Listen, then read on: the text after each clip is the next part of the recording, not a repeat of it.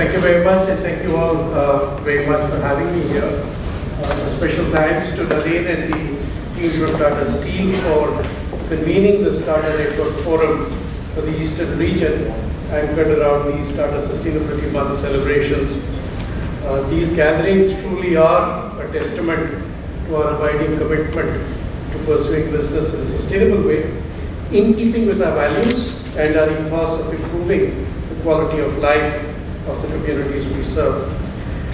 This is actually the 4th year that we are celebrating the Tata Sustainability Month.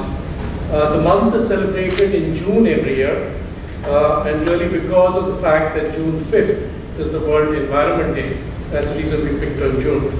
In the first year, 2014, we launched the SMART campaign, which stood for Sustainable Measurable Actions for a Responsible Tata. And the idea was really to sensitize our companies on sustainability practices. In 2015, we encouraged colleagues to take up what we call the 21-day challenge. And the idea was that if we repeated one sustainability-oriented action for 21 days continuously, then it would become a habit and would get ingrained in your way of working. Last year, the focus was on demystifying the Sustainable Development Goals, or the SDGs, and aligning Tata businesses and actions to the SDG framework for meeting our aspirations of sustainable, profitable growth. And this year, we are focused on integrating sustainability thinking into our businesses by mainstreaming sustainability into each business function to create really future-ready businesses. Now, our approach towards building a socially responsible business has not just contributed to our longevity, and as all of you know, next year we will be celebrating the 150th anniversary of the Tata Group. It's also contributed significantly to our brand equity. But equally important, it's allowed our group to really shine a light on the importance of sustainability in everyday life.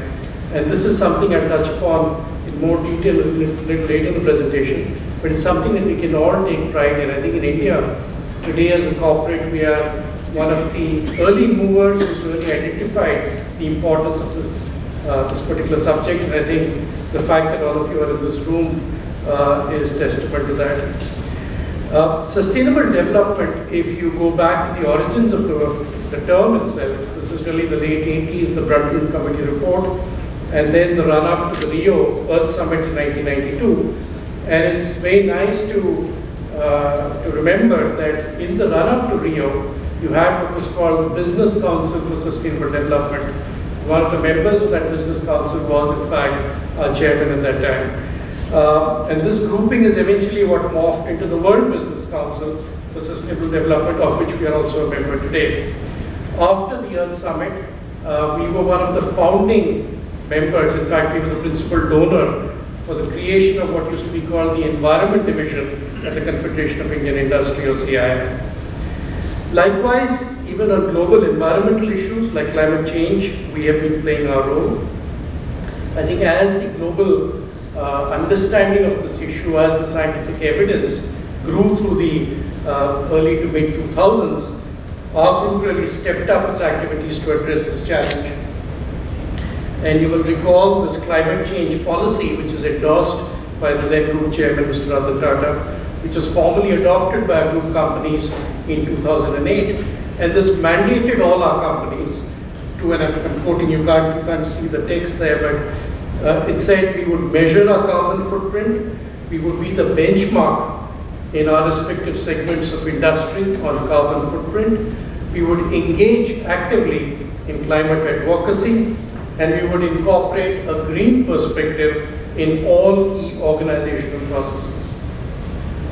Likewise, on an issue like CSR, and I think I don't need to talk to this audience about it, they're all well aware of the work that has been going on for decades, the work that Tata Steel has done so phenomenally well in support of tribals in Jharkhand, the upgradation of sanitation facilities in girls' schools, investments in maternal health care. We've been offering our support to improve the quality of life of communities across India and now increasingly in other parts of the world. So we can all take justifiable pride in what has been achieved so far. But the fact also is, as Narendra was pointing out, there are going to be major challenges that we need to address, and our stakeholders have huge expectations from Tata's that we would successfully overcome these challenges. What are some of these critical challenges? The first is the pressure that a growing global population is placing on the natural environment. We are now reaching what we call the Earth Overshoot Day in August each year. This is the day when in a given year you are consuming more resources than the Earth can replenish. So ideally you should reach this point at the end of December. We are now reaching it as early as August. And that's, I think, a very frightening statistic. A very specific outcome of this kind of consumption in the domain of fossil fuel usage is obviously the issue of global warming. And I think the impact of that is now increasingly well understood.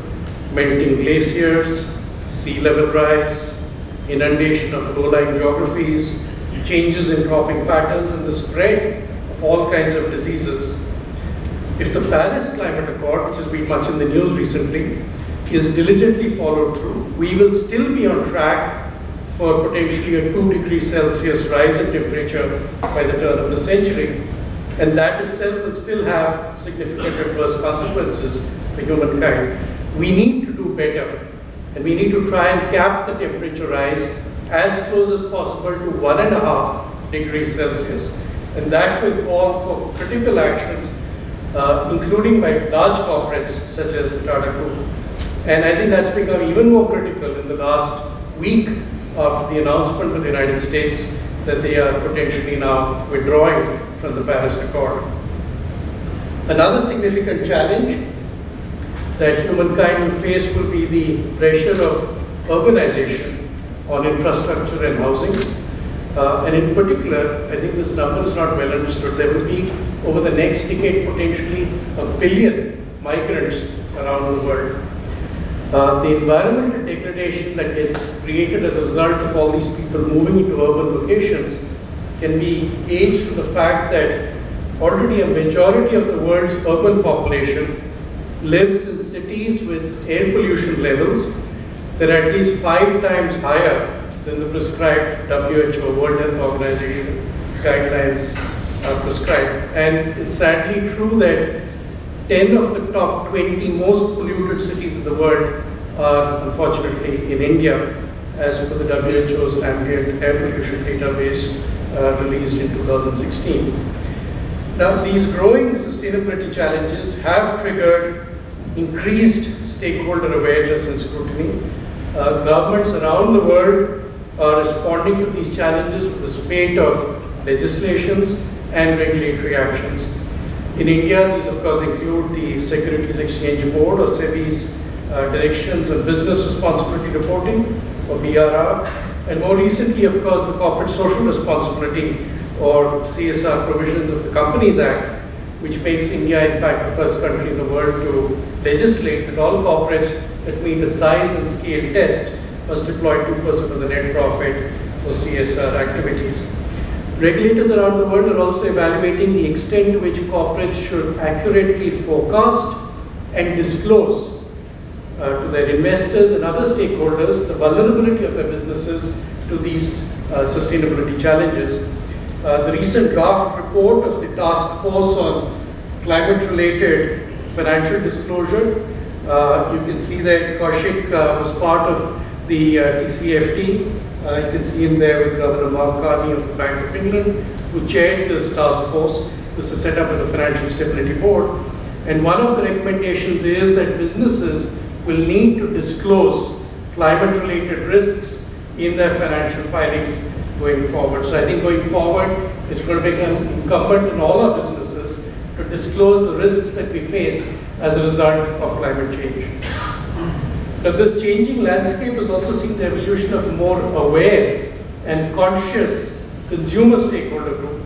And increasing numbers of consumers are becoming more inclined to buy products or services that align with their own lifestyles and value systems, and consequently we are seeing purpose-driven brands like Patagonia or The Body Shop, which are getting very good traction in the market.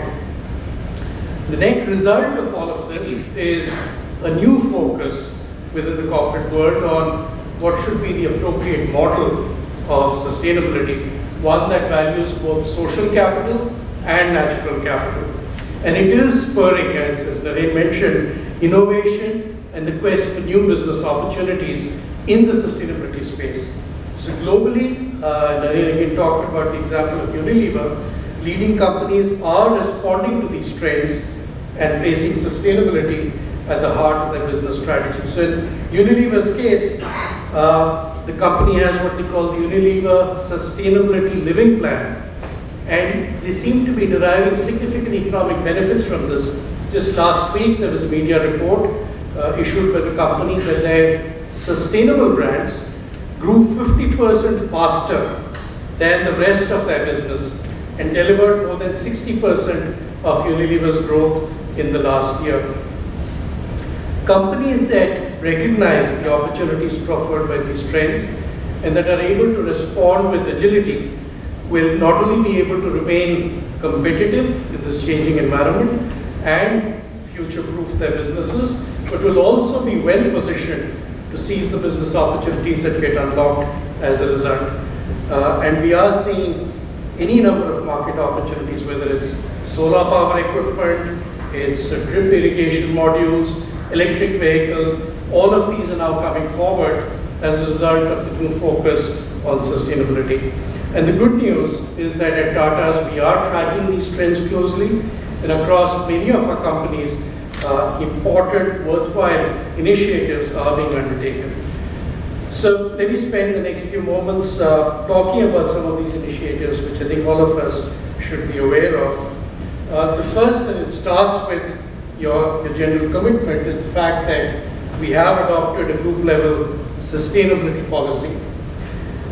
This commits Tata companies to integrate environmental, social, and ethical principles in their businesses. And in order to translate policy to action, we've identified group level key performance indicators or KPIs, drawing from the principles and commitments laid out in the sustainability policy to really measure and monitor our progress in our sustainability journey. And the first dashboard of these KPIs is something that's been pulled together and is going to be released in the course of this month. Second, we have been investing quite significantly in capacity building and training across all levels across the Tata Group. Over 150 C-suite executives have experienced the program conducted by the Cambridge Institute for Sustainability Leadership, and we have trained over 500 carbon and energy champions, 180 water champions, 50 disaster management project managers, and 30 natural capital champions. Third, we have initiatives like volunteering and the activities conducted during months like this, the Tata Sustainability Months, to help build a culture of sustainability in the organization and sensitize our colleagues to the kinds of challenges we face.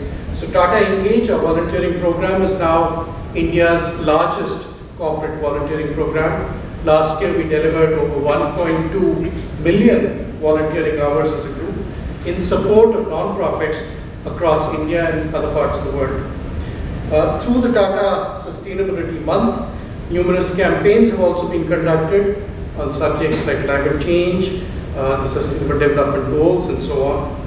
And in recent years, several dozen globally acclaimed scientists, experts, industry leaders, people like John Elkington, Pawan Sukhdev, Jeremy Oppenheim, Peter Barker, the Nobel laureate Mohammad Yunus, who spoke at our last Sustainability Conclave. They have all come, addressed us, and interacted with our sustainability chiefs and our CEOs. And this year too, as you can see, we have an impressive lineup of both internal and external experts who will share their perspectives on integrating sustainability practices into business functions. Fourth, recognizing the importance of disclosure, and transparency. Over 3 dozen Tata companies have undertaken sustainability reporting in line with global reporting frameworks such as the United Nations Global Compact, the Global Reporting Initiative GRI, and most recently I think Tata Steel has gone further and reported under the new International Integrated Reporting Council or IIRC framework. At the Tata Global Sustainability Council, we last year commissioned a detailed study by PricewaterhouseCoopers on investor perceptions and expectations from our companies in relation to their commitment to sustainability and their disclosure of risks.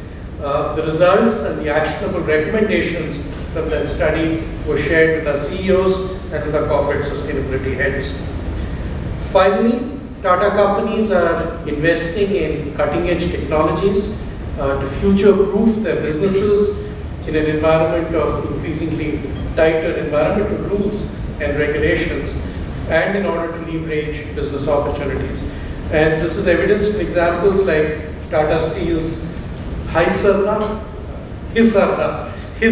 project, which aims to develop steel making with at least 20% lower carbon emissions in the short term. I think it goes up to potentially 50% in the long term. Or indeed Tata Power's deployment of supercritical technology at the ultra mega power plant at Mukund, which also reduces greenhouse gas emissions. I'm also pleased that Tata companies are taking the lead in piloting new practices and protocols in areas like natural capital valuation, sustainable supply chains, and the circular economy. We will be hearing examples of some of the work that's being undertaken on these themes by group companies later today. We've also commissioned what is probably corporate India's first climate change adaptation study. This was done for the state of Gujarat, where we have significant assets, and it was really with an effort to try and understand